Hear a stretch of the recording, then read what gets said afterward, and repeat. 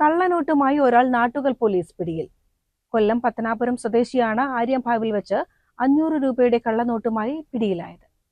കൊല്ലം പത്തനാപുരം പാത്തിരിക്കൽ സ്വദേശി അബ്ദുൾ റഷീദിനെയാണ് നാട്ടുകൽ പോലീസ് പിടികൂടിയത്.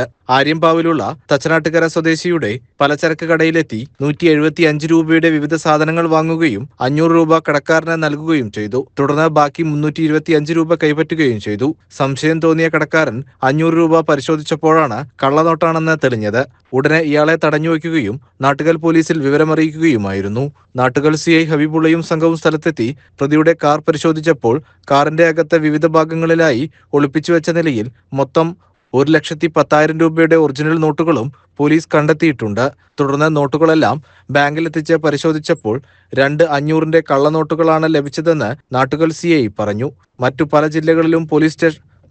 ജില്ലകളിലെ പോലീസ് സ്റ്റേഷനുകളിൽ സമാനമായ രീതിയിൽ കള്ളനോട്ടുകൾ ബന്ധപ്പെട്ട കേസും ഇയാൾക്കെതിരെ നിലവിലുണ്ടെന്നും നാട്ടുകൽ പോലീസ് അറിയിച്ചു.